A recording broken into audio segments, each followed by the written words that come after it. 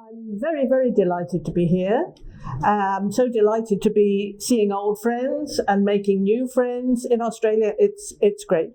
And I'd like to thank Anna very, very much for creating this event and somewhere that I can speak and asking me to speak here, which is absolutely terrific. And can I just say about Betty, for many years, Betty and Coralie, who's also here, were involved in organising the wonderful Townsville feminist conferences, which had hundreds of women coming. I know it's hard to imagine now. I know that is hard. Hundreds of women coming. They were just wonderful. First time I ever heard Bush Stone curlews in the night.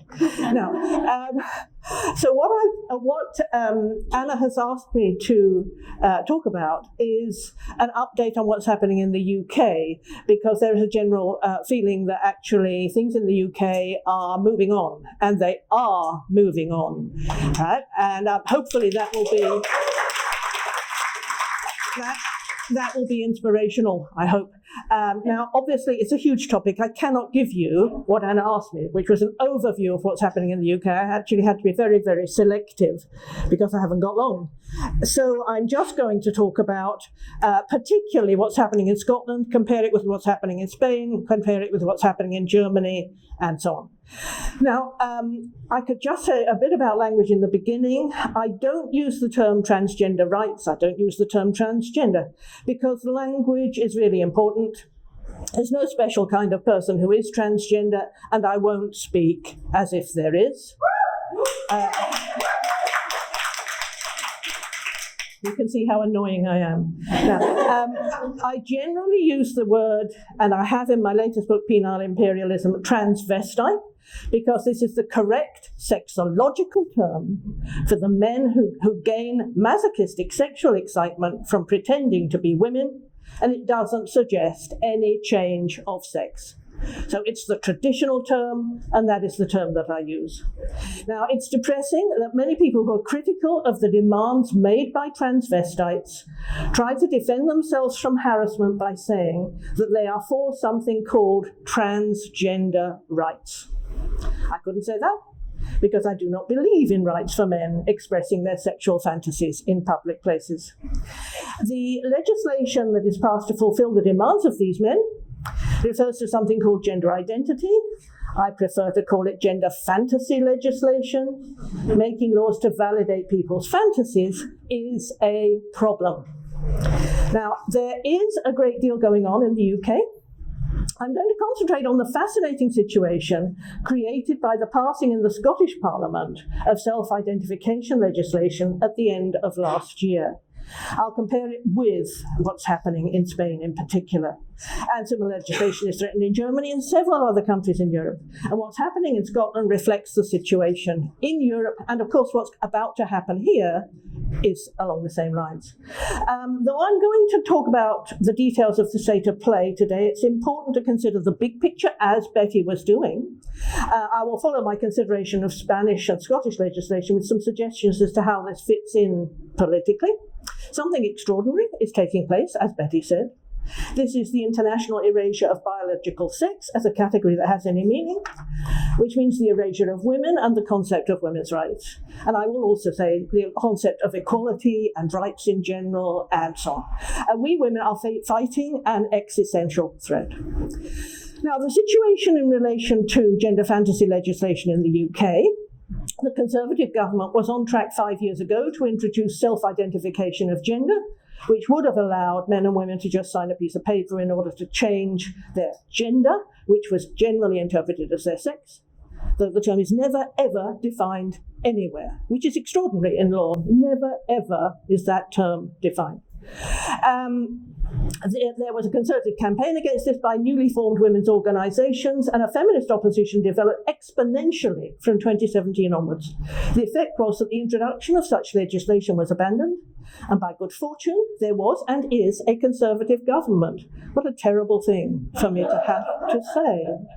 A Labour government would have introduced such legislation, and may still do so, but this is becoming less likely all the time, as the transvestite cause in the UK is increasingly discredited. At the end of December 2022, the Scottish Parliament passed self-ID legislation. but its implementation was blocked by the UK government. Scotland operates as a devolved territory within the UK. It's a little bit like the state system in Australia. It has a government and parliament which have the authority to adjudicate on a number of areas of law and policy. The governing party is the Scottish Nationalist Party, whose ultimate aim is complete independence of Scotland as a separate country.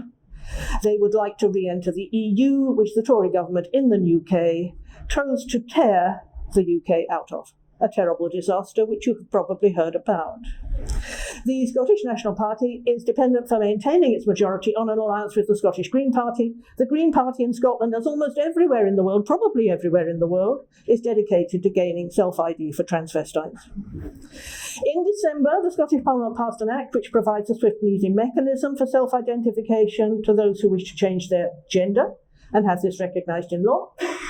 The whole country, UK Gender Recognition Act of 2004, enabled the change of gender via a gender recognition panel, which required the aspirant for lived to 2 years in the intended gender, to be over 18, and to provide evidence from 2 doctors that they had gender dysphoria. Gender never defined, or what living in a new gender actually meant, whether you could keep your beard or had to take your beard off. This was never defined in the legislation.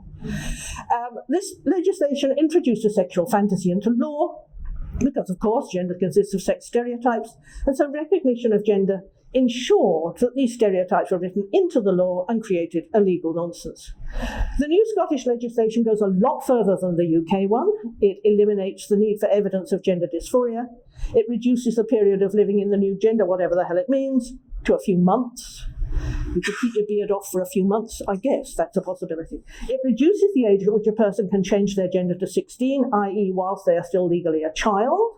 It removes the need for the applicant to swear an oath that they will always live in their acquired gender, which is a useful recognition that actually changing gender is a matter of whim, and people can simply change their minds. And I think that's going to be possible to do that every year, pretty much in most jurisdictions. Right? So that'll be fun. Now, getting a newspaper, new gender is just a matter of filling in form, like a change of name.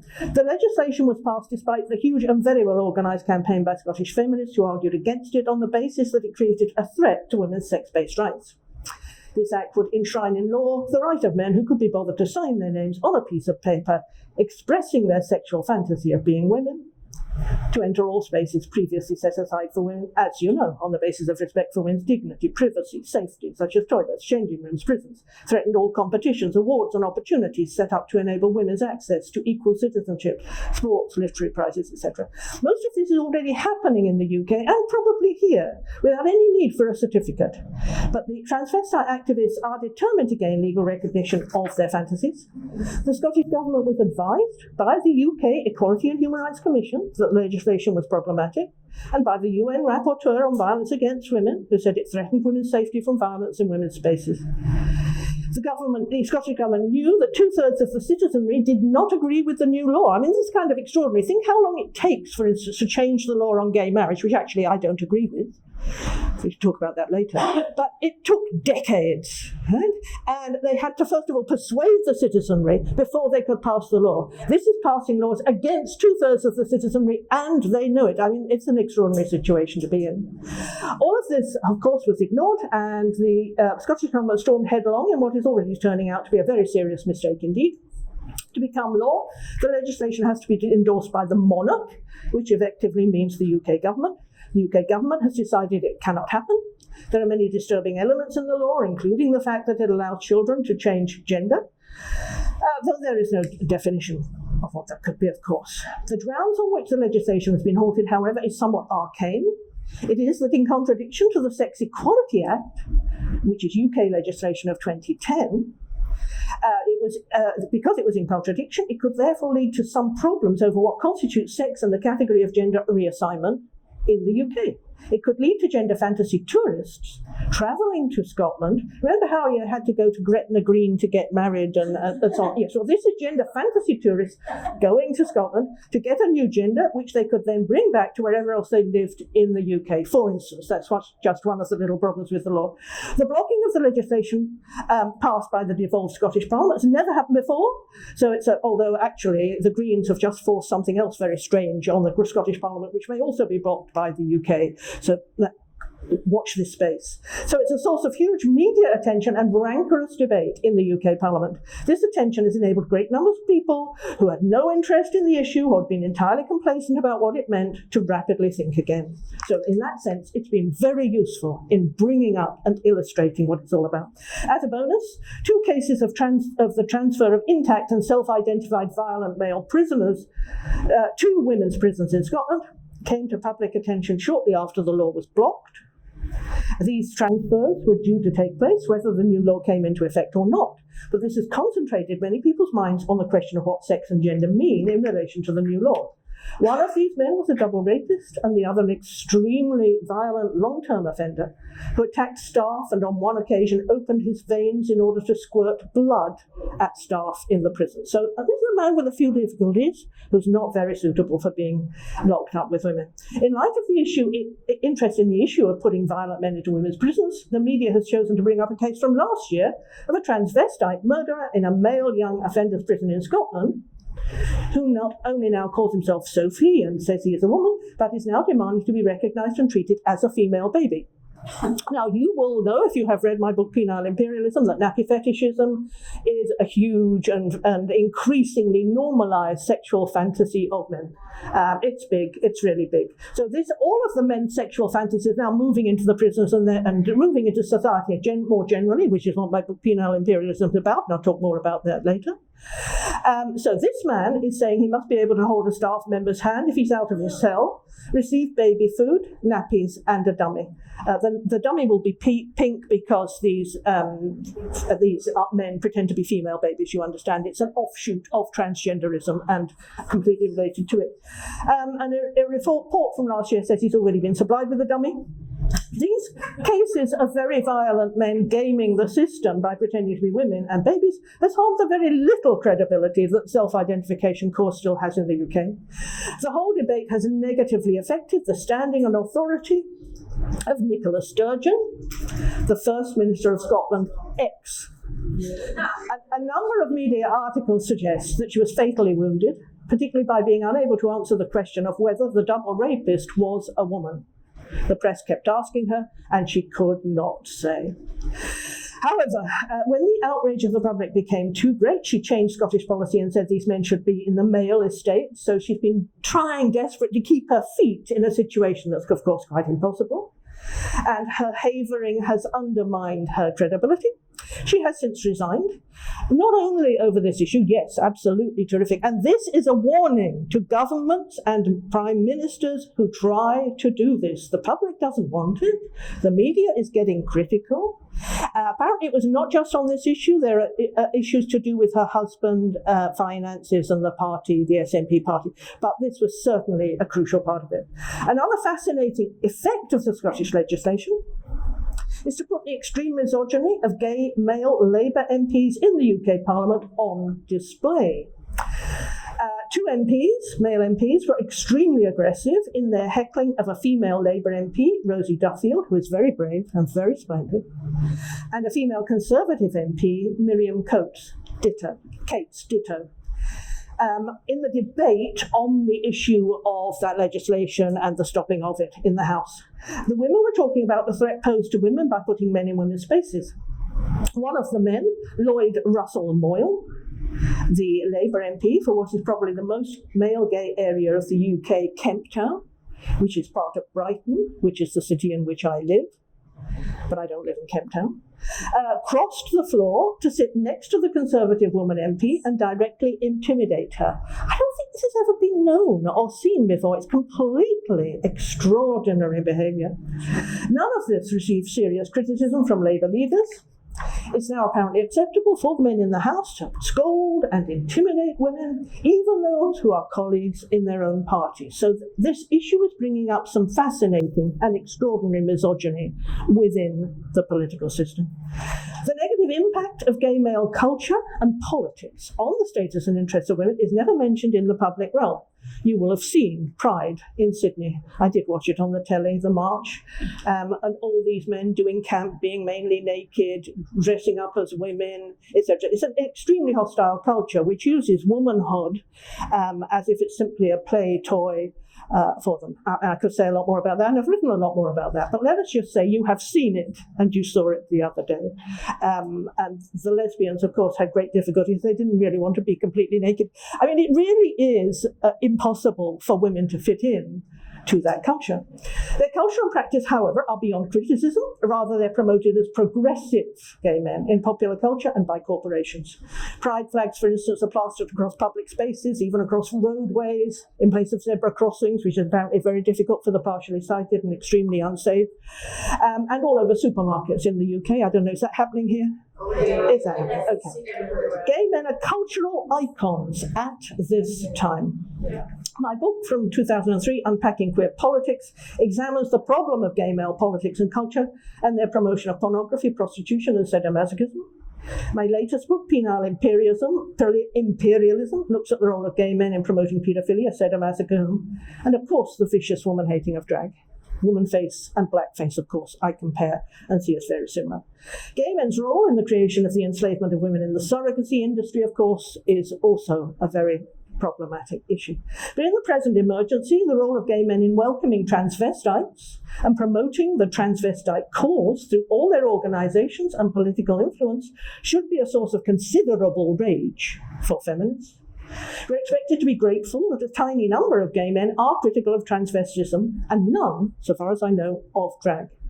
But of course, there's the wonderful quote from the suffragette movement.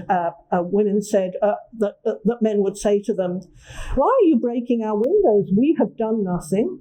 And the response was, "It is because you have done nothing that we are breaking your windows." And that is my approach really to the politics of gay men. They can come out, they can speak, and they can be on our side, but they are not, absolutely not choosing to do so.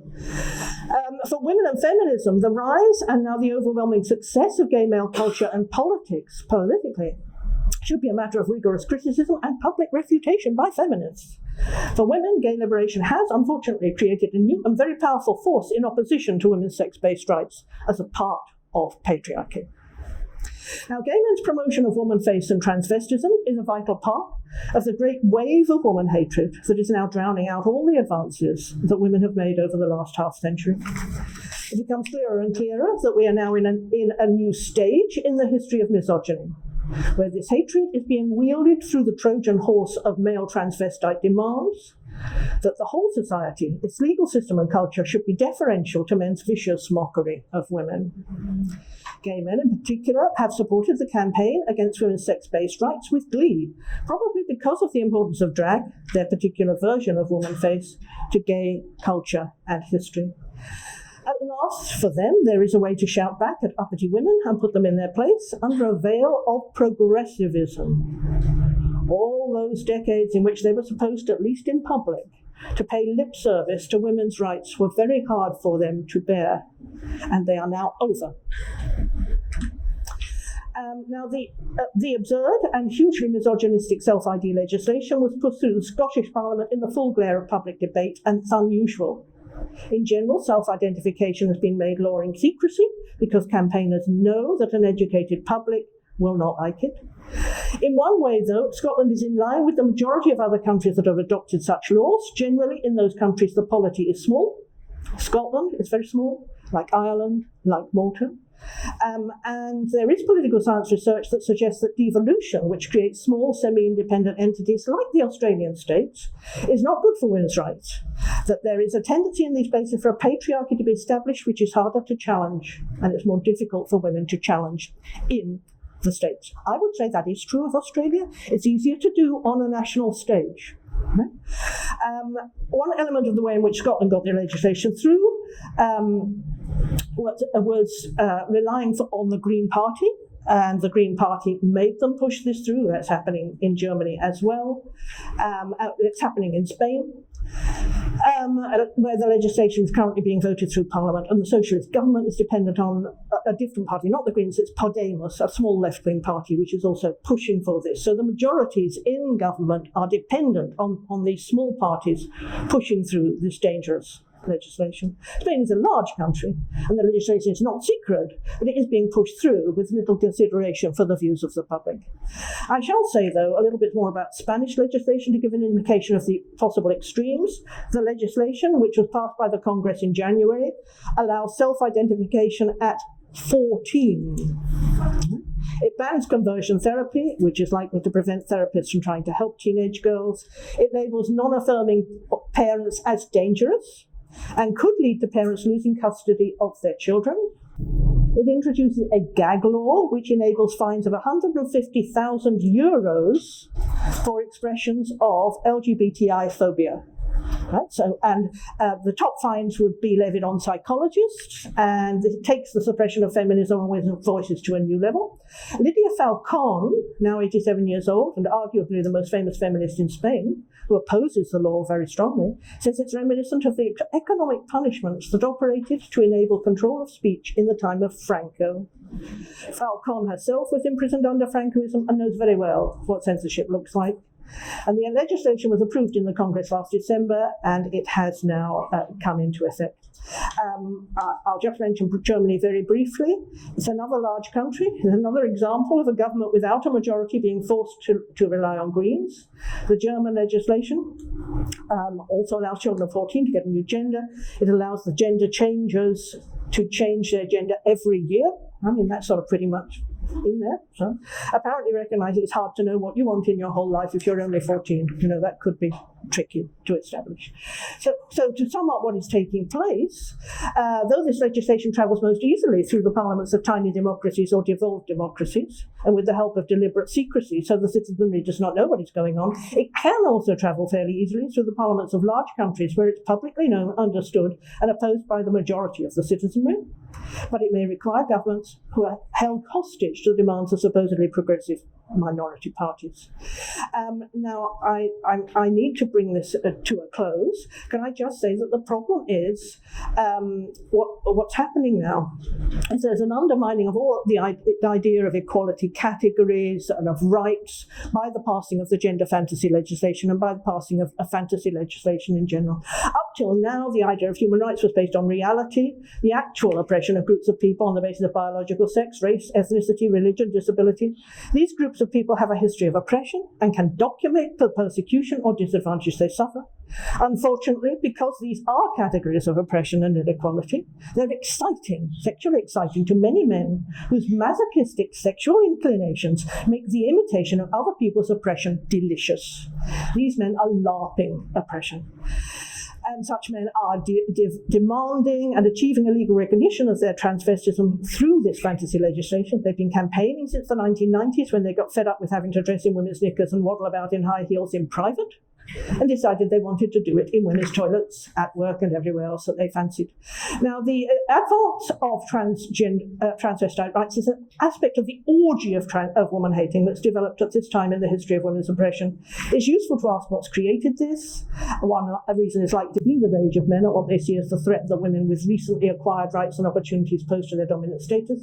The crucial driver must be the pornography industry, and I don't obviously have any time to talk about that today. But basically, we are reaping the whirlwind that was inevitably going to be unleashed by the exponential rise of the empire of pornography. And I think that's where I'm going to have to end, except that to say that I am involved in the WDI and in the creation of the WDI. There are now masses of feminist organizations in countries all over the world. I work with activists from all over South America, all over Europe, and we are having huge success. The term sex-based rights is being used in the UN now. It is getting everywhere. So I want to finish on that high note and say I'm very sorry for what's happening to you in Queensland right now, but do not be entirely downhearted. Thank you.